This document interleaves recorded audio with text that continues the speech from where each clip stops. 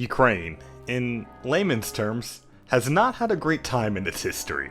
The land is fertile and resourceful, making it an attractive target for any neighboring state, and as a result, the Ukrainians had been ruled by others for centuries. But in Kaiserreich, things are very different for Ukraine. They have their own state, but it exists as a puppet of the powerful German Empire as their breadbasket for their immense empire. But the newest Kaiserreich update revamped the Ukrainian focus tree, allowing the player to lead Ukraine under control of your choice of political extremists. And some lame moderates, but come on, who boots up Boy4 to play as a moderate political ideology? So as I take control of Ukraine today, I'm gonna answer these questions. What if Ukraine didn't want to be ruled by autocrats? What if Ukraine wanted to be ruled by Ukrainians? What if most of Europe tried to stop that dream? And what if Ukraine didn't let that stop them? Stick around to see the story of my Ukrainian playthrough, and if you enjoy it, feel free to like the video and subscribe to see other great stuff in the future. So as you start as Ukraine, you can see that the country isn't looking that hot. She's got a lot of issues, but remember, we're Slavs, so when things are looking bad for us, that just means it's gonna get a lot worse.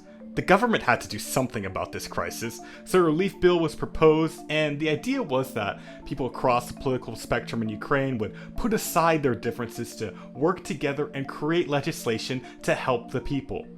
But even for Kaiserreich, this was way too unrealistic, so I kept this campaign somewhat plausible by having these negotiations fail. With no hope of relief, the workers and peasants had had enough of the incompetence and started to go on strike demanding some sort of government action to the economic crisis. The strike had popular support, so the government was forced to do something, but that something the Hetman decided to do was declare martial law and brutally repress the protesters. So the protesters decided if things weren't going to be resolved peacefully, then it was time to get violent. The Ukrainian People's Army was formed in western Ukraine, and I decided to lead their revolt to overthrow the Hetman. So in this decision minigame, we had to weaken the Hetman forces enough to seize the capital before the Germans come from the west and destroy us. We also had to delay the Hetman forces in the east for as long as possible before they could strengthen their defenses in Kiev. We had a small branch of the focus tree focused on helping us win this revolution. I signaled to the Internationale that we were open to them, and we got their help. By the time we got the strength to launch the final attack on Kiev, the Hetman reinforcements had just arrived, and I had to hope through these random events that they weren't actually able to reinforce the capital. With only a week left till the Germans arrive, I just told the men to be as aggressive as possible in the attack and rush the capital. And it actually worked out. The Hetman was forced to concede to the UPA, and the Ukrainian People's Republic was declared. Freedom had prevailed in Ukraine, and it was time for this nation to make some progress. We had two missions, one to give land to the peasants, and the other to get some proper industry going on in the country. Ukraine was finally on the up and up with a new constitution and a free election being held soon. The economy was going to be soaring soon with all the industrial projects ongoing. The industry was very important to develop since there was a certain somebody that was starting to get a little bit aggressive on the border. The election finally ended with the Social Democrats winning, and they had some important stuff on their agenda. They were going to make an economy to serve the people. It's just that the peasants weren't really part of the people that they thought mattered. Industry was the way forward, and Austria was nice enough to give us a bunch of that industry from Galicia. By 1939, most of the industrialization projects were done, and we had a great industrial modifier at the small cost of completely ignoring the peasants. Turns out, that cost was not that small. Peasants were mobilizing and causing a lot of chaos in the country. We had the Red Guard try to convince some of the peasants to rethink their situation, but somehow that just made them angrier. Leftists gathered in the town of Bakhmut to try to negotiate a deal with the Social Democrats to try to keep some peace, but they couldn't be trusted. Somehow, after this, the rule of law vanished in the countryside. Rural Ukraine was starting to look like an unmoderated Gary's Mod server.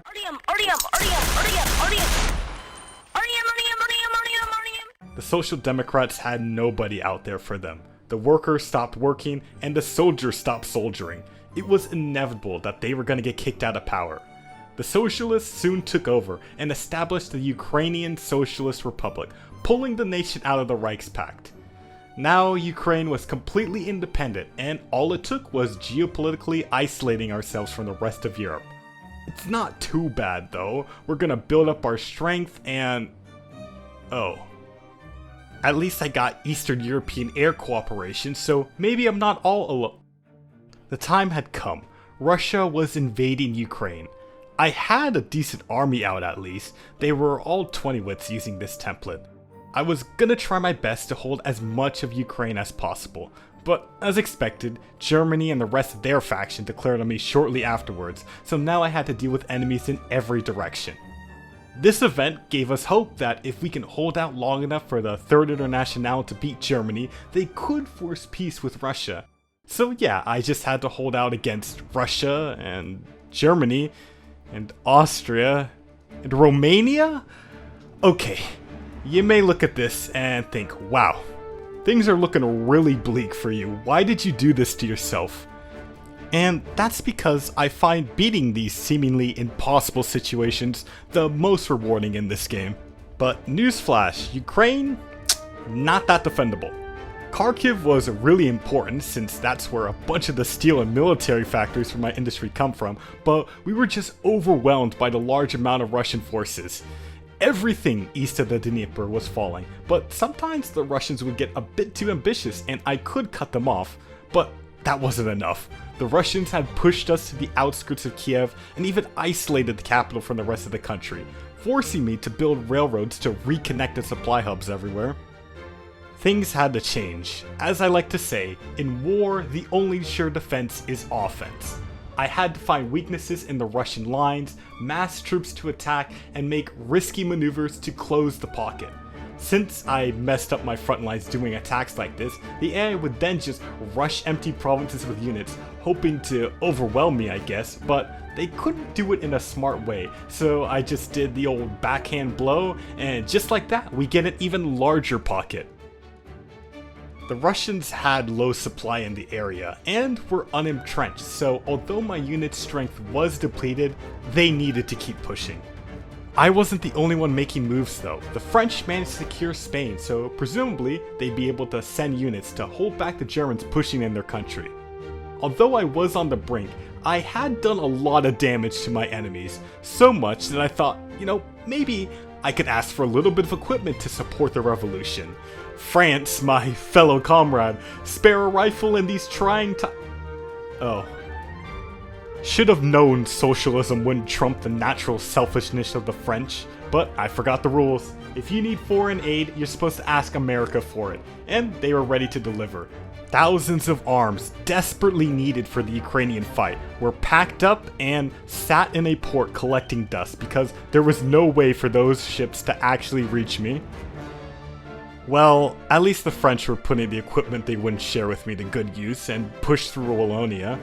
But I wasn't gonna let the lack of foreign support slow me down. I was gonna prepare my own offensive. I started mobilizing more men and taking doctrines, with the main goal being to bleed out the Russians as much as possible in the open plains of the south. Now initially, I only had minor successes against the Russians, the city of Zaporozhye basically acting as a linchpin of their southern line, but the initial attacks were just not working. The Russians took that as a sign that they should counterattack me, and they did completely roll these divisions, but once again they left Zaporozhye really weak, so I had to try again to take the city. And when counterattacking, the Ukrainian forces were able to isolate the spearhead and soon retake the city, leading to the Moscow Pact losing half an army. After such an inspiring victory, we had held out long enough to do another focus to boost our ability to fight on core Ukrainian territory. While waited for this focus, we received the great news that the Canadian reactionaries were soon to be no more, but Italy had to ruin that great news by joining the Germans to declare on France. This next counteroffensive I felt was gonna be the big one, and I was gonna make sure that this was gonna make the Russians hurt.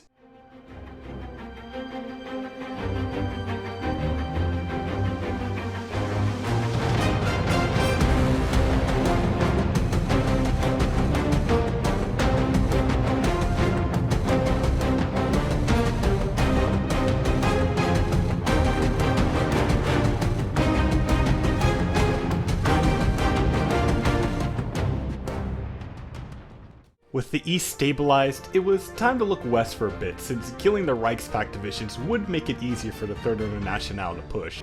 I even had the pleasure of destroying the Russian army holding out around Odessa, finally liberating that city. I wanted to keep pushing to take the rest of Romania, but there were just too many Germans around, making that difficult. So I tried to open up another front in Bulgaria, which I thought I could use to swarm the nation, but really it just stalled out. It did not help that my intention was constantly being pulled back east to smack down Russian attacks. Shockingly, defending the open plains of Ukraine still turns out to be pretty hard, and the Russians were kinda dunking on me. They even took Kharkiv from me, again. But them devoting all these men to attack here just made it so when I counterattacked again, I would get a lot more back than just some plains tiles. I made some Marines for Romania that were actually able to push and link up with the Bulgarian front, so now I can actually say to the people that this was actually all part of the plan and the invasion was totally worth it. Soon we took Bucharest and pushed up to the Carpathian Mountains. And also, just an update, throughout this war we have shot down 3,500 enemy bombers. At this point, if I was told to fly an air mission over Ukraine, I'd just fly into my commander's HQ. It would be just as helpful to the war effort. The Russians tried another mass offensive, but I felt pretty good about my defenses for this one. The Austrians had for too long occupied western Ukraine, and it was about time to put an end to that. The Austrian army also clearly had production issues if this was all they could put against me, so I had no problem in making their bad situation a lot worse. We may have been forced to give Lviv without a fight, but that didn't mean we forgot about them.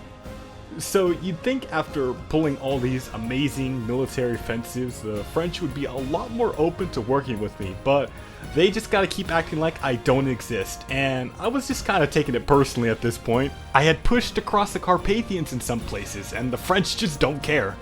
At least they're doing very well for themselves, and it was obvious the Reich was gonna collapse soon. I figured one more push in Hungary would finally do in the Austrians for good. And since my units are just so amazing at this point, we just slide right through Hungary. The Austrian lines are so thin they can't really stop me if I want a certain province. The best they could do is just take the land I accidentally left open. But by the time I'm about to finally finish the pocket, I see that the Reichspakt armies are just in full collapse at this point. We lost many men to survive this long, but we killed a lot more, and the end result is way better than I could initially imagine. With the Western Front nearly over, all there was left to do was try to snake as many of the important VPs as possible for the war score. With the fall of the last few major cities, the Reichspakt finally collapsed, and I could start going through the peace deals. When I capped Poland, I was unfortunately forced to share it with the French, and I guess this also didn't help their opinion of me, since they didn't want to work with me at all still. When the majors finally capped, I managed to get a good portion of their countries. Ukraine would be a proud new ruler of Bulgaria, Slovakia, and Hungary, and the people of East Prussia would also have to accept their new Ukrainian benefactors. Now came the moment I'd been waiting for. The Third International would try to broker peace between me and Russia. But that peace would involve me giving up rightful Ukrainian land to the Russians. Of course I couldn't accept this, and if these so-called socialists weren't going to help their fellow workers, then I didn't want to be with them anyways. All the men from the west moved east to finally put an end to the Russian menace for good. For years, the Russians had waged war on our soil, and now it was time for me to bring that war closer to their home. 1 hour later. Despite all the damage I was doing, the Russians still kept fighting. And as you can see, after a lot of time, I didn't even push that far. This had taken a huge toll on my army's strength, but luckily I had generous donors to my war effort. When your foreign policy is destroying Russia, it's amazing how many people you can get to support you. Even the French finally came around and started helping me. This was especially helpful since it allowed me to set more factories to build planes, so I could further grind down the Russian Air Force to a skeleton crew. Now I could use my own cast against the Russians, and gotta say, doing the bombing is a lot more fun than being bombed, which led me to finally making significant gains.